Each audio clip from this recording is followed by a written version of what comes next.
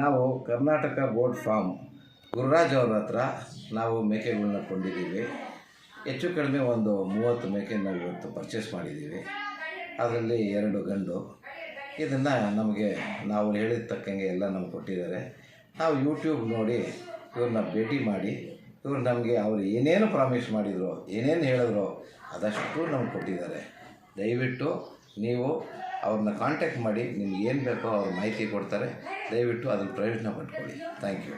ಎಲ್ಲ ವ್ಯವಸ್ಥೆ ಮಾಡಿ ಅದಕ್ಕೆ ಏನೇನು ಬೇಕೋ ಎಲ್ಲ ರೀತಿ ಸೌಕರ್ಯಗಳು ಮಾಡಿ ಅದ ನಂತರ ಮತ್ತೆ ಇಲ್ಲಿ ಗುಲ್ಬರ್ಗದವ್ರನ್ನ ಇವರು ಯಜಮಾನ್ರನ್ನ ಕಾಂಟ್ಯಾಕ್ಟ್ ಮಾಡಿ ಆಮೇಲೆ ನಮಗೆ ಇಲ್ಲಿ ಬಂದು ನೋಡಿದಾಗ ನಮಗೆ ಏನಕ್ಕೆ ಕೊಡ್ತೀನಿ, ಏನೇನು ಕೊಡ್ತೀನಿ, ಅವ್ರು ಏನೇನು ಪ್ರಾಮಿಸ್ ಮಾಡಿದರು ಅದಷ್ಟು ಕೊಟ್ಟಿದ್ದಾರೆ. ಅವ್ರಿಗೆ ನಾನು ನಿಜವಾಗ್ಲೂ ಅವ್ರಿಗೆ ಎಷ್ಟು ಕೈ ಮುಗಿದ್ರೂ ಸಾಲಲ್ಲ. ಯಾಕಂದರೆ ನೀವು ಬಸ್ ಇಳಿದಿದ್ದು ಬಸ್ ಆಗಲಿ, ಟ್ರೈನ್ ಆಗಲಿ, ಕಾರಲ್ಲಿ ನೀವು ಯಾತ್ರಲ್ಲನ ಬನ್ನಿ, ನೀವು ಎಲ್ಲಿಂದ ಬಂದ್ರೇನೋ ಅದನ್ನು ಇಲ್ಲಿ ಬಂದ ಮೇಲೆ ಆ ಜವಾಬ್ದಾರಿ ಎಲ್ಲ ನಂದೇ ಅಂತ ಹೇಳಿದ್ರು. ಬಂದ್ವಿ. ಹೈ ಕ್ಲಾಸ್ ಹೋಟೆಲಲ್ಲಿ ನಮಗೆ ಇಳ್ಕೊಳಕ್ಕೆ, ಸ್ನಾನಕ್ಕೆ ವಸತಿ ಎಲ್ಲ ಮಾಡಿದ್ರು. ಊಟ ತಿಂಡಿ ಎಲ್ಲ ವ್ಯವಸ್ಥೆನೂ ಮಾಡಿಕೊಟ್ರು. ಹೋಟೆಲ್ಗೆ ಕಾರ್ ಕಳಿಸಿದ್ರು. ಸ್ವತಃ ಯಜಮಾನ್ರೇ ಬಂದಿದ್ದರು.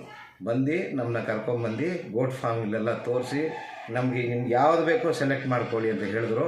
ಅದಷ್ಟನ್ನು ನಾವು ನೋಡಿ ನಮಗೆ ಬೇಕಾಗಿದ್ದನ್ನು ನಾವು ನೋಡಿ ಆಮೇಲೆ ನಾವು ಅಲ್ಲಿ ನಮಗೆ ಅನುಭವ ಕಮ್ಮಿ ಇದೆ, ಏನು ಮಾಡೋದು ಅಂತ ಕೇಳಿದ್ದಕ್ಕೆ ನಮ್ಮ ಮೇಲೆ ಭರವಸೆ ಇದ್ದರೆ ನಾನೇ ಹಾಲನ್ನ ಚೂರು ಒಂದು ತೊಟ್ಟು ಕರೆದು ನೋಡಿ ನಿಮ್ಗೆ ತೋರಿಸ್ತೀನಿ, ಹೇಗೆ ಮಂದ ಇದ್ದರೆ ಇದು ಪ್ರೆಗ್ನೆಂಟ್ ಆಗಿದೆ ಅಂತ. ಅವರೇ ಎಲ್ಲ ಅವ್ರ ಮೇಲೆ ನಾವು ಎಲ್ಲ ಫುಲ್ ಜವಾಬ್ದಾರಿ ಅವ್ರ ಮೇಲೆ ಕೊಟ್ವಿ. ಅವರು ಎಷ್ಟು ನೀಟಾಗಿ ನಮಗೆ ತೋರಿಸಿ ಪ್ರತಿಯೊಂದು ಮೈಕನ್ನು ತೋರಿಸಿ ನಮಗೆ ಅದನ್ನು ಸಪ್ರೇಟಾಗಿ ಇದು ಮಾಡಿ ಇನ್ನೊಂದು ಸತಿ ಚೆಕ್ ಮಾಡಿ ಒಂದೊಂದೇ ಮೇಕೆಯನ್ನು ಎಣಿಸಿ ಲೋಡ್ ಮಾಡಿದ್ರು. ಅದ್ರ ಜೊತೆಗೆ ಅವ್ರು ಏನೇನೋ ಫೆಸಿಲಿಟೀಸ್ ಕೊಡ್ತೀನಿ ಅಂತ ಹೇಳಿದ್ರು. ಈಗ ನಮಗೆ ಕೊಟ್ಟಿರೋ ಫೆಸಿಲಿಟಿ ಮುಂದೆ ನಿಮಗೇನು ಕೊಡ್ತಾರೋ ಅವ್ರದ್ದು ಏನೇನೋ ಸ್ಕೀಮ್ಸ್ ಚೇಂಜ್ ಆಗ್ತಾ ಇರುತ್ತೆ. ಅದರಲ್ಲಿ ನಮಗೇನು ಫೆಸಿಲಿಟಿ ಕೊಟ್ಟರೋ, ಅವ್ರು ಏನು ಪ್ರಾಮಿಸ್ ಮಾಡಿದ್ರು ಅಷ್ಟು ಕೊಟ್ಟರು. ಇನ್ನೂ ಬೇಕಾರೆ ಇನ್ನೂ ಒಂದು ಮೂಟೆ ಒಟ್ಟನ್ನು ಜಾಸ್ತಿ ಕೊಟ್ಟರು, ಅದೇನೋ ತೊಗರಿ ಕಾಳು ಜಾಸ್ತಿ ಕೊಟ್ಟರು, ಆಮೇಲೆ ನಮಗೆ ಅದು ಟ್ರೈನು ಕೊಟ್ಟರು. ಭಾಳ ಸಂತೋಷ ಸರ್. ನೀವು ಇಷ್ಟು ಮಾತ್ರ ರೈತರಿಗೆ ಇಷ್ಟು ಫ್ರೆಂಡ್ಲಿಯಾಗಿ ನೀವು ಕಾಪಾಡ್ತಾ ಇದ್ದೀರಾ. ಇದು ನನ್ನ ಒಂದು ಅನಿಸಿಕೆ ಏನು ಅನಿಸುತ್ತೆ ಅಂದರೆ, ಈ ಯಜಮಾನರಿಗೆ ಅವರು ಫಾರ್ಮರ್ಸ್ ಫ್ರೆಂಡ್ಲಿ. ಅವರೇನೆಂದರೆ ನಾನೂ ಬದುಕಬೇಕು, ನೀವೂ ಬದುಕಿ ಅನ್ನೋ ಆ ಉದ್ದೇಶ ಇಟ್ಕೊಂಡಿರೋ ಒಂದು ಜೆಂಟಲ್ಮ್ಯಾನ್ ಇವರು. ಅವ್ರಿಗೇನು ಇದು ಒಂದೇ ಪ್ರೊಫೆಷನ್ ಅಂತಲ್ಲ, ಬೇಕಾದಷ್ಟು ಬೇರೆ ಏನೇನೋ ಇದೆ ಅವ್ರದ್ದು. ಅಂದ್ರೇನು ಇದೊಂದು ಪ್ಯಾಷನ್ನಾಗಿ ಅವ್ರು ಇಟ್ಕೊಂಡಿದ್ದಾರೆ, ಒಂದು ಹಾಬಿಯಾಗಿ ಇಟ್ಕೊಂಡಿದ್ದಾರೆ. ಹಂಗಾಗಿ ರೈತರಿಗೆ ಒಳ್ಳೇದು ಮಾಡಬೇಕು, ರೈತರ ಮೇಲೆ ಬರಬೇಕು. ಅವ್ರು ರೈತರ ಮೇಲೆ ಭಾಳ ಕಾಳಜಿ ಇದ್ದಾರೆ.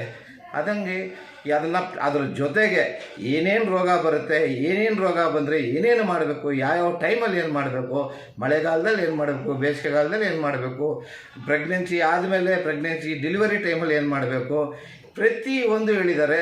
ಆಮೇಲೆ ಯಾವ್ಯಾವ ಹೊಟ್ಟೆ ನೋವಾಗಲಿ, ಕಾಲು ನೋವಾಗಲಿ, ನೆಗಡಿ, ಜ್ವರ ಏನೇ ಎಲ್ಲ ಹೇಳಿದ್ರು. ಈಗ ನಮಗೆ ಜೀಪ್ ಎಲ್ಲ ಲೋಡ್ ಆಗಿದೆ. ನನ್ನ ಟ್ರಾನ್ಸ್ಪೋರ್ಟೇಷನ್ ಕೂಡ ಫ್ರೀ.